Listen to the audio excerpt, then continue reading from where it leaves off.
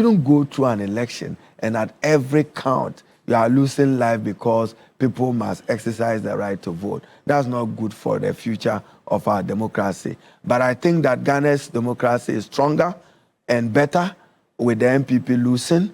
And I think that President Mahama will not disappoint the Ghanaian electorate.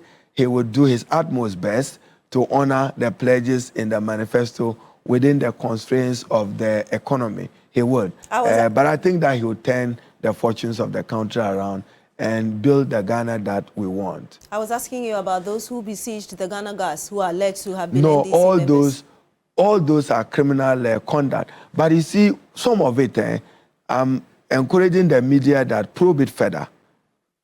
In Tamale, even before the NDC joined the NPP to undertake those criminal looting, I don't support it. The police must deal decisively with any person involved. It was the NPP supporters who were running after their own candidates, who took products in the name of this election, motorbikes, roofing sheets, and failed to share it. So it is the NPP people who showed the NDC people that our candidate here has motorbikes hidden here, which was meant for the campaign. So he didn't share it. So how to investigate that? I say, let the media be interested in it. But in Tamale, it was not just the NDC, but whatever it is, whether NDC or NPP, we should condemn those acts and allow the police to deal ruthlessly with it. I've had opportunity to make a phone call on radio, calling on the people and the youth in Tamale to take it calm and easy. Let's see and witness a seamless transition of power and pray and support President John Mahama to succeed. And for them is to wait to have the opportunity as to what government will do for them, but not to engage in any criminal conduct or act. The earlier comments you made about the Nyankpala one, you suggested that fortunately the media was able to capture a lot of the things on record. In fact, TV3 which got the IGP to act. Yes. And because I was high profile, they just couldn't sweep that under the carpet. So we should thank you for that. It suggested to me that you may not be completely impressed with the performance of the IGP. Is he going to be maintained? I have not come here to pass judgment on the Inspector General of Police. Do you know whether he'll be maintained? That's not why I'm here. I'm not the President of the Republic. John Mahama will certainly, I don't want to put words even into his mouth, but every president has some, he will pump some energy or overhaul within the advice that is available to him. As I said, the unity, stability of the country is important to President Mahama, and he will seek to work to safeguard that. But as to what he does, let's wait. I mean, the most important thing now is when Parliament comes back, Parliament must, as matter of urgency, look at appropriation, expenditure in lieu of appropriation. We have to get a country running, and Parliament, regardless of what the differences may be as to who is majority or minority. But it's clear now, isn't it? Natural factors have resolved that. So maybe we should have more peace and ease looking into the future. But Parliament has to get, you can't have a budget until there is a policy program of President Mahama. That will take some time, January, February, March, when he constitutes his government. But we have to pass what we call the expenditure in lieu of appropriation, pursuant to Article 179 of the Constitution, allow some expenditure that are urgent to be accommodated within it. I'm sure probably that may be one of the factors motivating Speaker Bagbin. And I've seen TV3 even do a short list of Haruna Iddrisu to be Speaker. I'm not interested in becoming Speaker of Parliament. So which ministerial appointment are you gunning for? I don't know. I'll serve the President in any capacity he deems fit. But as I said, even in the 8th Parliament, I saw the Honorable Okudjata Black, Honorable Ayarga Atuforsen, Honorable Amabua, and a group. They were urging me to run for Speaker. I disappointed them that I was not interested in being Speaker of Parliament. Speaker is number 3 in our Constitution. But perhaps others have also suggested you want presidency. I'm happy in my role as Member of Parliament for Tamale South. I've always said that I don't know tomorrow. and therefore you don't want the presidency. My eye is on the ball, but I don't know about tomorrow.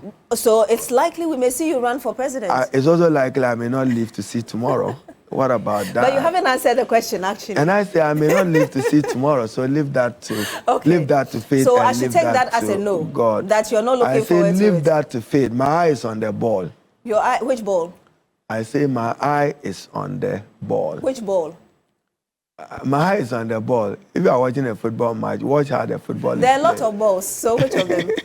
I say my eye is on the ball, but I'm not sure that I'll live to see tomorrow, so I'm not worried about tomorrow. You're not worried about tomorrow? I have today, yeah. You haven't answered the question, but I'll move on. I say I have today. I would move on. So pray for President Mahama's success on his behalf. I should thank the Ghanaian people for the utmost faith and confidence they've reposed in him. He would not let the Ghanaian people down. And probably I'd like to continue listening to your other panelists. Yes, but I will wrap up. We'll wrap up very shortly. I was going to go to the judiciary and the fact that the NDC has bastardized the judiciary. We've heard even the incoming president say that the outgoing president has packed the Supreme Court and the judiciary with NPP pro people, even the Electoral Commission prior to this year's general election. Are we going to see changes? Because I know that the Constitution also empowers the Constitution says that the judiciary shall not be subject to the control of any person or institution. President Mahama will respect that, but he would expect the justice system to be just and do justice to all Ghanaians. That has work to do. I want you to react to what the information minister said about the recruitment issue that Felix Kwatso talked about. I don't have the details about it. What I do know that some acts of government are lawful up to 7th midnight of 6th January 2025. Some actions of Nana Addo Dankwa are lawful within the premise of the 1992 Constitution. He's still the president of our republic, albeit a lame duck president, an outgoing president. He must prepare his handing over nose together with the handing over nose of his ministers. He has an opportunity to decide whether he wants to address Parliament for the last time, and then he would bid us farewell, as Ghanaians have bid him farewell. But essentially, Nana Addo Dankwa haven't done well. His party has poorly performed, reflecting the poor outcome of his policies and governance, arrogance and impunity. So I've said that President Mahama must declare zero tolerance for all the wrongs of the NPP. He can't afford to repeat any of the mistakes of the NPP. Ghanaians will not forgive him and forgive us if he did that. Is Jean Mensa staying? Jean Mensa, chairperson of Electoral Commission, you see, so she now knows that she doesn't declare elections. The electorate, with their thumb, they decide, and you announce. That's what is happening to Jean Mensa. Whatever thought she has in her head, God answered the prayers of Ghana, and God answered John Mahama's prayers. So Jean Mensa, you remember, when we were fighting here, then I was minority leader, when she wanted to deny over 500,000 Ghanaians, 500,000 votes, in the name of national ID card. So national ID card now go around the country and complete it, so that into next election, we now can say that national ID card is the basis. But when you haven't completed it, people don't have national ID card, then you say you won't accept the other process. It's a public good, national ID card. We need it. But make sure, in fact, and I shared this with you, I traveled to La Barga, the last village in my constituency on the Yendi Road, and Togo on the Yendi Road. My electorate woman walked out. I'll share the video with you and said, Honorable Aduna, ID card ma take kale. We don't have the national ID card. And that when they came here, they didn't give them the opportunity. So national ID card, a public good. We want it for every deserving Ghanaian. But when you don't make it available, you cannot make that the sole basis. So Jean Mensa, Electoral Commission, you are only relevant when political parties are relevant. And you are only relevant when democracy is relevant. But at least she's done well. This time she had no hesitation because the results was now known. I should thank Dr. Omani Buama, the eagle eye. At least he had learned his lessons of what probably happened to him and the NDC in 2016 and 2020. And he sought to improve it. And you've seen Doctor now, Office of the Vice President. I don't know if he wants to remain there. Doctor sitting with Alif, sitting with Dr. Anaba. So at least John Mahama have helped you make history. So you now can have aspiration because Professor Jane Nana is Vice President of the Republic. Who knows? She probably may be the first female president of our republic. It is possible. Is she saying? I mean, I'm asking that question because 2 days ago we had Joyce Ba Mokhtari saying that Jean Mensa perhaps should resign 2 days. I mean, should resign before. That who should resign? Jean Mensa should resign. Should she stay? Are you going to keep her? Over what? Charlotte Asai was chairperson of the Electoral Commission. They had issues with her because of something. Yes. Procurement. If Jean Mensa too has procurement issues, that may define her future. I don't know. So you think she should go? No. Why would you change an Electoral Commission chairperson?